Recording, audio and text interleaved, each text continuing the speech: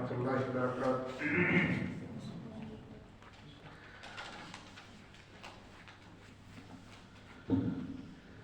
جیسا کہ پہلے بھی آپ کو بتایا گیا ہے، یہ جو آپ کو نوٹس دیے گئے ہیں آپ نے ان کی اچھے سے تیاری کرنی ہے۔ کل جمعہ چھٹی ہے، ہفتے والے دن ان نوٹس سے انشاءاللہ ایک ٹیسٹ لیا جائے گا جو ریٹن ہوگا، یعنی ایک صفحے پر وہ ہوگا اور سوالن جوابن ہوگا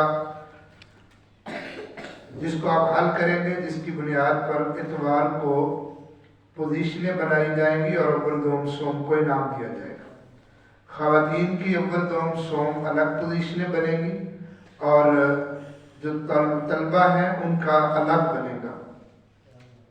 اس لیے ان نوٹسوں سے آپ نے تیاری کرنی ہے، اس کو خوب پڑھیں اور اس سے تیاری کریں۔ یہ جو ہم نے اس پروگرام میں کورس میں پڑھا ہے اس کا اہم چیزوں کو یہاں نوٹس کی شکل میں آپ کو دیا گیا ہے۔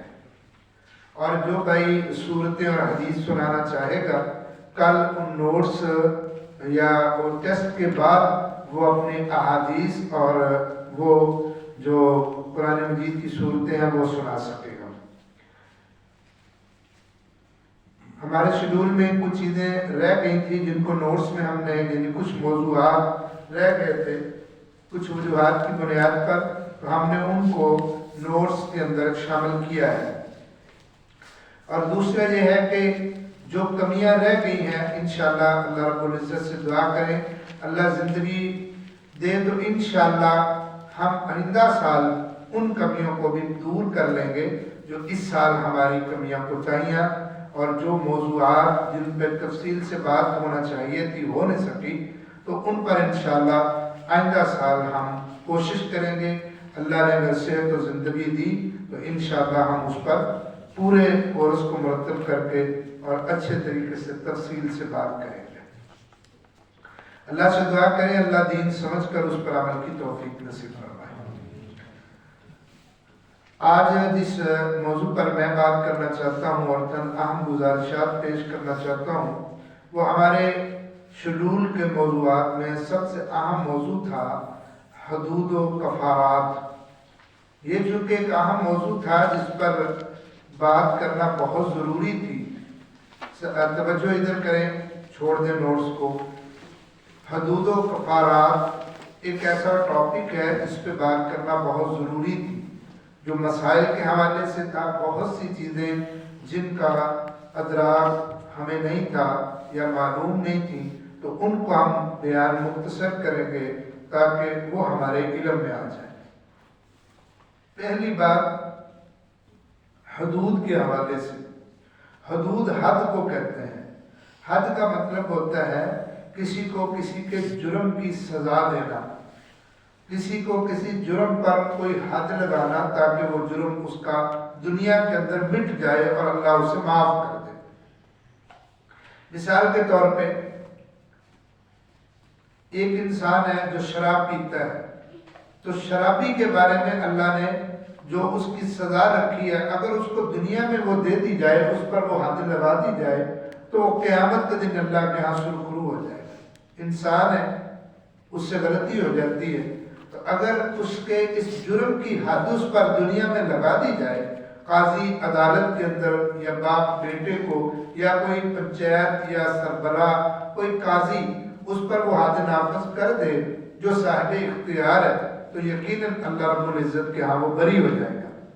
یہ ذہن میں رکھیں کہ جب ایک بندے کو اس کے جرم کی سزا دنیا میں مل جاتی ہے تو اللہ اس کے جرم کی سزا اسے آخرت میں نہیں دے گے۔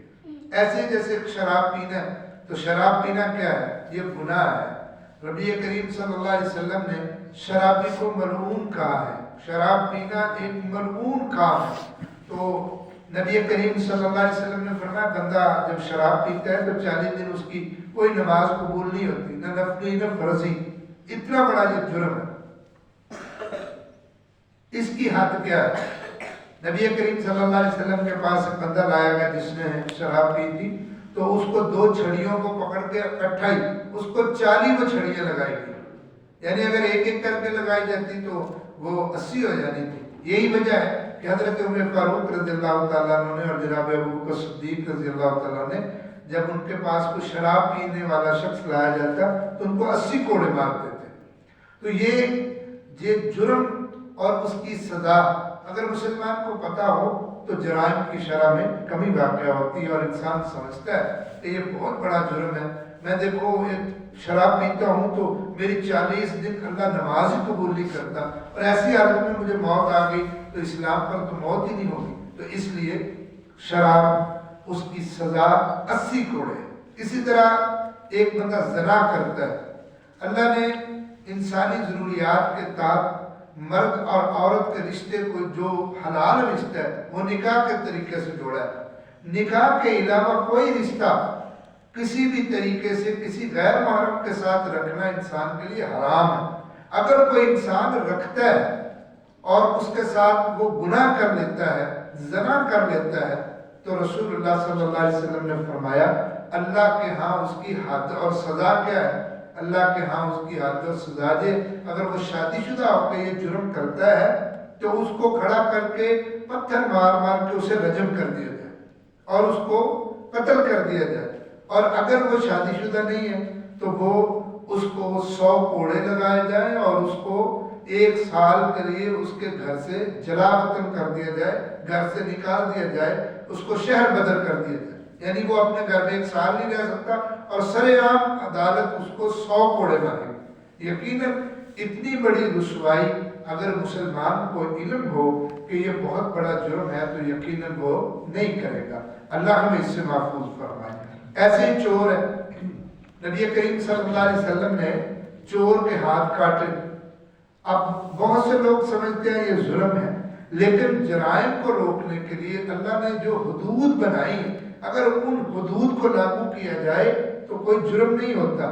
حدیث میں آتا ہے رسول اللہ صلی اللہ علیہ وسلم کے دور میں ایک بندہ لیٹا ہوا تھا مسجد میں، دوسرا آیا، اس نے دیکھا سویا، اس کے سر کے نیچے چادر تھی، اس نے وہ چادر پکڑی تو اس نے سوچا کہ لے کے بھاگ جاؤں گا، اس نے چادر نکالی تو اس نے پکڑ لی، اس نے بڑی منتیں کی، اس نے کہا نہیں آج تجھے نہیں چھوڑوں گا، تو وہ لے کے رسول اللہ صلی اللہ علیہ وسلم کی عدالت میں چلے گئے۔ آپ نے جب دیکھا کہ وہ جو چادر ہے وہ کافی وزنی اور قیمتی، آپ نے فرمایا اس کا ہاتھ کاٹ دیا جائے۔ حدیث میں آتا ہے تو جب آپ صلی اللہ علیہ وسلم نے اس کے ہاتھ کاٹنے کا حکم دیا تو جو پکڑ کے لایا تھا وہی کہنے لگ گیا نہیں اللہ کے رسول اس کو چھوڑ دیں۔ آپ نے فرمایا نہیں ایسے نہیں، عدالت لانے سے پہلے اگر تم تصفیہ کر لیتے اور تمہاری مصالحت ہو جاتی تو درست تھی، اب نہیں، اب اس کا ہاتھ کاٹا ہی جائے گا چونکہ یہ چور ثابت ہو گیا اور مال برآمد ہو گیا۔ تو یہ کتنا بڑا گناہ ہے اور کتنا بڑی سزا ہے کہ بندہ چوری کرتا ہے اس کا ہاتھ کاٹ دیا جائے۔ حدیث میں اس کا ہاتھ کاٹا جائے دایاں، دوبارہ کرے تو بایاں کاٹ دیا جائے، پھر پاؤں کاٹ دیا جائے، اگر وہ چوری سے باز نہیں آتا تو اب اتنا بڑا جرم ہے۔ جب ایسی سزا اور حد دی جائے گی تو یقیناً معاشرے کے اندر جرائم نہیں ہوں۔ آج دیکھیں نا چوریاں ڈاکے سرے عام ہیں، تو اس کی وجہ کیا ہے؟ اس کی وجہ یہ ہے کہ حدود ہمارے یہاں نافذ نہیں ہے، تو حدود کے نفاذ کی وجہ سے چوریاں کم ہو سکتی ہیں۔ اچھا یہ بات بھی نوٹ کر لیں، حدیث میں آتا ہے کہ نبی صلی اللہ علیہ وسلم نے فرمایا کتنا بد نصیب انسان ہے کہ وہ چھوٹی چھوٹی چیزیں، حتیٰ کہ وہ انڈا چوری کرتا ہے تو ہاتھ کٹوا بیٹھتا ہے۔ تو اس سے سوال پیدا ہوتا ہے کہ کتنی کی چوری ہو تو ہاتھ کاٹا جا سکتا ہے اور اس کا جرم بنتا ہے کہ چوری کا۔ رسول اللہ صلی اللہ علیہ وسلم نے وہ ایک ڈھال جو اس وقت عرب کے اندر پائی جاتی تھی جو تقریباً 3 درہم کی ہوتی تھی، اور 3 درہم جو ہے نا، یہ درہم چاندی کا ہوتا ہے، دینار سونے کا ہوتا ہے، تو جو 3 درہم ہے نا اگر اس کا وزن لگائیں 3 درہم کا تو یہ درہم 3 ماشے تقریباً 1.25 رتی کا ہوتا ہے۔ تو اگر آپ چاندی کی قیمت لگا لیں تو چاندی کی قیمت کے اعتبار سے مثال کے طور پہ ہم لگاتے ہیں کہ چاندی جو ہے وہ ہے تقریباً 1000، تو وہ یہ 3 تقریباً ماشے اور 3 رتیاں، اور جو ماشے ہوتے ہیں یہ 12 ماشے ایک تولے میں ہوتے ہیں اور 8 رتیاں ایک ماشے میں ہوتی ہیں۔ تو اس طرح کر کے اس کی قیمت نکال کے دیکھ لیں، کوئی زیادہ قیمت نہیں بنتی، چند ہزار بنے گی۔ تو گویا رسول اللہ صلی اللہ علیہ وسلم نے حد مقرر کر دی کہ اگر کوئی بندہ تھوڑی سی قیمت 2-3 ہزار کی چوری کر لیتا ہے تو اس پر ہاتھ کٹوا بیٹھتا ہے. کتنا بد نصیب انسان ہے کہ اس کو اپنے ہاتھ کی پرواہ کوئی نہیں اور گناہ کرتے چلا جاتا ہے. تو اس طرح چوری ایک جرم ہے جس کی حد شریعت نے ہاتھ کاٹنا لگائی ہے. اللہ ہمیں اس سے محفوظ فرمائے. ایک ہے جس کی حد شریعت نے مقرر کی ہے، وہ ہے تہمت، کہ تم کسی پاک دامن شخص پر تہمت لگا دو کہ یہ اس نے ایسے کیا ایسے کیا. یہ بہت بڑا گناہ ہے. تمہاری وجہ سے کسی کی عزت پامال ہو جائے، کوئی انسان معاشرے میں رسوا ہو جائے. اگر کسی عدالت میں یہ ثابت ہو جائے کہ اس نے اس پر تہمت لگائی ہے، دلیل اس کے پاس کوئی نہیں، تو اس کو 80 کوڑے جرم کے اندر مارے جائیں گے. اس جرم پر اسے 80 کوڑے مارے. اس لیے بات کرنے سے پہلے سوچنا چاہیے کہ ہمیں کسی پر تہمت نہیں لگانی چاہیے. اسی طرح اگر میاں بیوی آپس میں تہمت لگاتے ہیں، بندہ کہتا ہے کہ میری بیوی درست نہیں، بیوی کہتی ہے میرا بندہ درست نہیں، تو اس کے درمیان اگر کوئی مصالحت ہو اور عدالت میں چلا جائے تو ان کے درمیان عدالت نے حکم دیا ہے شرع نے کہ ان کے درمیان لعان کروایا جائے. لعان کا معنی لعنت ہوتی ہے، یعنی ان کو کھڑا کیا جائے. پہلے ایک بندہ آئے اور 4 مرتبہ کہے کہ اللہ کی قسم میں سچا ہوں یہ عورت جھوٹی ہے، جو میں کہہ رہا ہوں یہ صحیح ہے، عورت جھوٹی ہے. اور 5 مرتبہ کہے کہ اگر میں جھوٹا ہوں تو مجھ پر اللہ کی لعنت ہو. ایسے ہی عورت کہے گی کہ میں سچی ہوں یہ جھوٹا ہے. 4 مرتبہ کہے گی عورت کہ میں سچی ہوں یہ جھوٹا ہے، اور 5ویں مرتبہ وہ کہے گی قسم اٹھا کے کہ اگر میں جھوٹی ہوں تو اللہ کی مجھ پر لعنت ہو. تو اس پر لعان شریعت کی زبان میں کہتے ہیں. اور یہ اگر کوئی انسان کسی پر تہمت لگاتا ہے تو اتنا بڑا جرم ہے کہ وہ خود اللہ کے سامنے کھڑا ہو کے اپنے آپ کو ملعون بے برکتہ قرار دے لیتا ہے. تو اس لیے ایسی چیزوں سے اللہ ہمیں محفوظ فرمائے. ایک حد شریعت نے مرتد کی بھی مقرر فرمائی ہے کہ حدیث میں آتا ہے رسول اللہ صلی اللہ علیہ وسلم نے فرمایا جو دین من بدل دینہ فاقتلوہ، جو بندہ دین بدل جائے اس پر حد کیا ہے، اس کو قتل کر دیا جائے. تو یہ چند ایک مثالیں میں نے دی ہیں کہ حدود جو ہیں ان کا اگر بندے کو پتہ ہو کہ اس جرم کی یہ حد ہے تو بندہ گناہ سے اور جرم سے باز رہتا ہے. ایسی چند چیزیں ہیں جن کے کفارات ہیں، مطلب کفارے ہیں. مثال کے طور پہ ایک بندہ قسم اٹھاتا ہے، اگر وہ قسم پوری نہیں کرتا تو وہ اپنی اس قسم کا کفارہ دے گا. تو اس لیے بار بار بندے کو کوئی قسم نہیں اٹھانی چاہیے. کوئی قسم، ایک قسم ہوتی ہے لغو، اس کو یمین لغو کہتے ہیں، جس کا معنی ہے فضول قسم، لغو قسم. تو بندہ بات بات میں کہتا ہے اللہ کی قسم اللہ کی قسم، یہ فضول ہے، یہ نہیں کہنا چاہیے. یہ آداب گفتگو نہیں ہے کہ بندہ ایسے بات بات پہ قسم اٹھا دے. اور ایسا انسان اپنے آپ کو سچا ثابت کرتا ہے حالانکہ وہ جھوٹا جاتا ہے. بار بار قسمیں اٹھانے والا جھوٹا ہو جاتا ہے، سچا نہیں ہوتا. تو اس طرح اگر کوئی بندہ قسم پختہ اٹھا لیتا ہے تو اس کو پورا کرے. اگر وہ پورا نہیں کر پاتا تو نبی صلی اللہ علیہ وسلم نے فرمایا اس کا پھر کفارہ دے دے. قسم کا کفارہ کیا ہے؟ قسم کا کفارہ ہے 10 مسکینوں کو کھانا کھلائے، یا 10 مسکینوں کو کپڑے پہنائے، یا وہ ایک غلام آزاد کرے یعنی ایک قیدی چھڑائے، یا وہ 3 روزے رکھے، مسلسل 3 روزے رکھے. اگر کسی انسان نے قسم اٹھائی ہے اب وہ پوری نہیں کر پاتا، یا اس نے قسم اٹھائی کہ یہ کام نہیں کروں گا لیکن بعد میں خیال آیا کہ مجھے کر لینا چاہیے، تو پہلے وہ قسم کا کفارہ دے، بعد کے اندر وہ کام کر لے تو اس پر کوئی جرم نہیں ہوگا. یہی قسم کا کفارہ ہے اور یہی نظر کا کفارہ ہے. مثال کے طور پہ ایک بندہ نظر مان لیتا ہے کہ اگر اللہ مجھے شفا دے گا تو میں یہ کام کروں گا یا یہ صدقہ کروں گا. اب اس کے پاس وسعت نہیں ہے کہ وہ کام کر سکے، تو اب کیا ہے وہ اس کا کفارہ دے دے تو اس نے جو نظر مانی ہے اس کا جرم اس پر نہیں رہے گا. یعنی قسم کا کفارہ بھی یہی ہے اور نظر کا کفارہ بھی یہی ہے کہ 10 مسکینوں کو کھانا کھلانا، یا 10 مسکینوں کو کپڑے پہنانا، یا ایک غلام آزاد کرنا، یا 3 مسلسل روزے رکھنا. اسی طرح ایک قسم ہوتی ہے جس کو شریعت میں ایلا کہتے ہیں. ایلا ہوتا ہے کہ میاں بیوی آپس میں ناراضگی کی قسم اٹھا لیں کہ مرد کہے کہ میں تم سے ناراض ہوں، میں تم سے اتنی دیر بات نہیں کروں گا. یہ 4 مہینے سے زیادہ قسم نہیں اٹھائی جا سکتی. صحیح بخاری میں روایت ہے کہ نبی صلی اللہ علیہ وسلم نے ایک دفعہ قسم اٹھا لی کہ میں 1 مہینہ اپنی بیویوں کے پاس نہیں جاؤں گا. آپ الگ ایک سوارے پر ہو گئے، ان دنوں پہ آپ کو چوٹ بھی لگی تھی، جب 29 دن ہوئے تو آپ سیدہ عائشہ رضی اللہ تعالیٰ عنہ کے گھر آ گئے. تو اما جی عائشہ فرمانے لگے اللہ کے رسول آج تو مہینہ بھی پورا نہیں ہوا، 29 دن ہوئے. تو آپ صلی اللہ علیہ وسلم نے آگے سے مسکراتے جواب دیا کہ مہینہ 29 کا بھی ہوتا ہے. تو گویا ایک مہینے تک آپ نے قسم اٹھائی اور اس قسم کو ایلا کہتے ہیں. تو اگر کوئی بندہ اس طرح کی بھی قسم اٹھا لے تو بعد میں اس کو پورا نہ کرنا چاہے تو قسم کا کفارہ دے دے. ایسے ہی ایک چیز ہے جس کا کفارہ عموماً لوگوں کو پتہ نہیں ہوتا، اور وہ کیا ہے؟ اسے شریعت کی زبان میں کہتے ہیں زہار.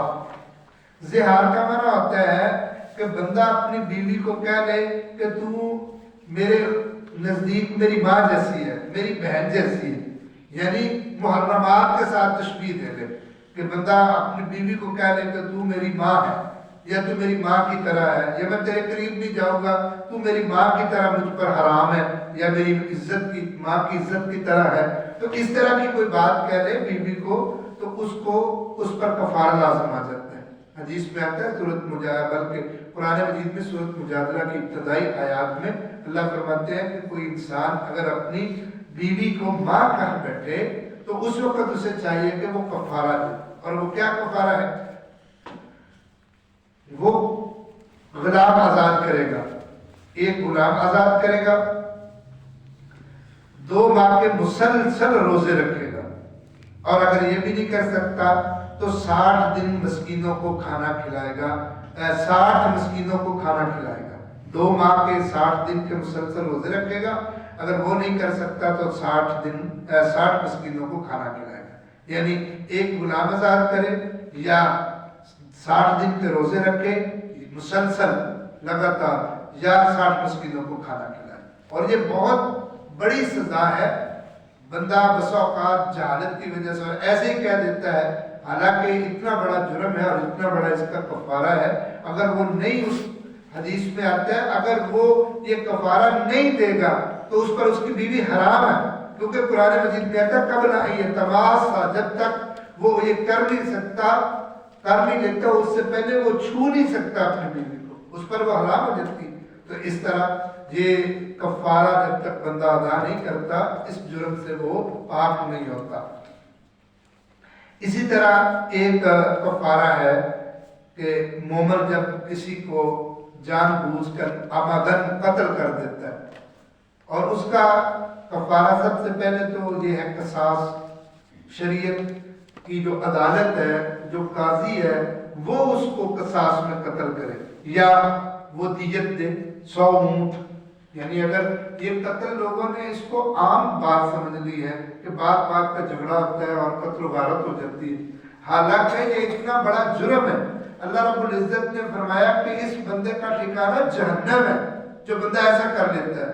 اور دنیا کے اندر وہ 100 اونٹ یا اس کی دیت دے گا یا بدلے کے اندر اپنی جان قصاص میں دے گا. اگر یہ سارے حدود نافذ ہو جائیں اور یہ کفارات نافذ ہو جائیں تو معاشرے کے اندر جرائم ختم ہو جائیں. اسی طرح ایک ہے بندے سے غلطی سے قتل ہو جائے، قتل خطا جس کو کہتے ہیں. اگر بندے سے غلطی سے ہو جائے تو پھر یہ ہے ورثہ معاف کر دے تو ٹھیک ہے، اور اگر ورثہ اس کو معاف کر دے تب بھی اس کو یا تو غلام آزاد کرنا چاہیے یا 2 ماہ کے مسلسل روزے رکھنے چاہیے. یعنی اللہ کے ہاں مطلب ورثہ نے معاف کر دیا، لیکن اللہ کے ہاں معافی تب ہوگی کہ وہ ایک غلام آزاد کرے یا وہ 2 ماہ کے مسلسل روزے رکھے، تب اللہ کے ہاں اس کی معافی ہوگی. ایسے ہی ایک انسان حج پہ جاتا ہے اور حج کے موقع پر وہ حالت احرام میں جو چیزیں اس پر حرام ہیں اگر وہ کر لیتا ہے تو اس کے بدلے میں اس پر وہ حدود نافذ ہوتی ہیں، کفارات نافذ ہوتے ہیں، اس پر دم پڑ جاتا ہے. عام ہم نے لفظ سنا ہے. تو وہ کیا ہے؟ مثال کے طور پہ ایک بندہ اس نے احرام باندھا تھا تو اس نے خوشبو لگا لی، چونکہ حالت احرام میں خوشبو نہیں لگانی چاہیے، پہلے لگانی چاہیے. وہ لگا لیتا ہے تو اس پر کفارہ لازم آ جاتا ہے جس کو ہم دم کہتے ہیں، دم لازم آ جاتا ہے. اور اسی طرح وہ بندہ بال کاٹ لیتا ہے، ناخن کاٹ لیتا ہے جو حالت احرام میں اس کے لیے جائز نہیں تھا، یا شکار کر لیتا ہے، یا حالت احرام میں کوئی نکاح منگنی کر لیتا ہے تو ایسے آدمی پر بھی کفارہ لازم آتا ہے، جسے ہم دم کہتے ہیں کہ وہ اس کے بدلے کے اندر خون بہائے گا۔ دم کا معنی خون ہوتا ہے، مطلب وہ خون بہائے گا۔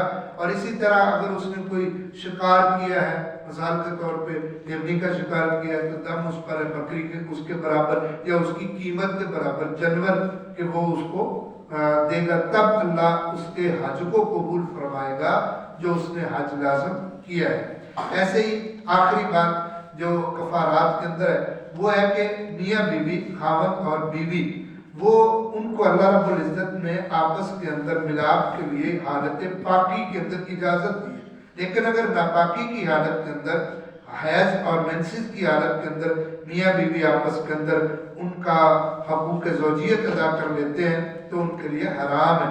رسول اللہ صلی اللہ علیہ وسلم نے فرمایا وہ دینار یا نصف دینار پھر کفارہ دے تب اللہ اسے معاف کرتا ہے، ورنہ اللہ کی طرف سے اسے معافی نہیں ملتی۔ تو ایک دینار جو ہوتا ہے یہ سونے کا ہوتا ہے، یعنی ایسی صورت میں اس پر کفارہ لازم آ گیا۔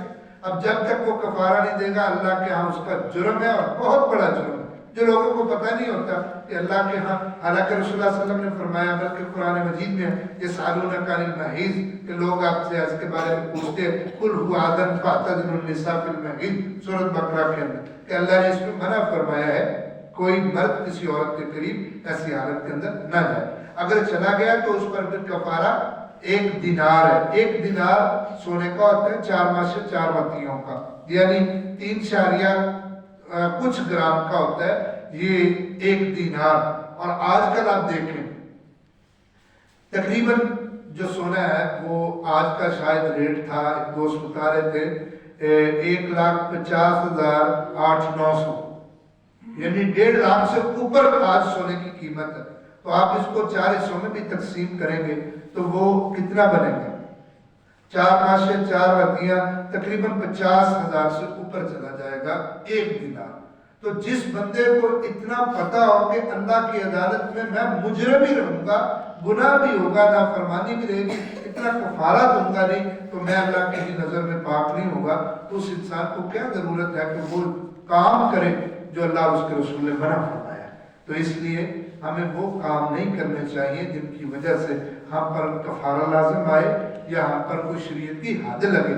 یہ بہت بڑے جرم ہیں جن کو ہم ایسے ہی نظر انداز کر دیتے ہیں یا ہمارے نالج اور علم میں نہیں ہوتے اور ہم سے انجانے کے اندر ہو جاتے ہیں۔ اللہ سے دعا کرو اللہ رب العزت ہمیں ہر طرح کے جرم سے محفوظ فرمائے، ایسے عمل کرنے کی توفیق دے جس کی وجہ سے اللہ ہمیں دنیا آخرت میں عزت پہنچے۔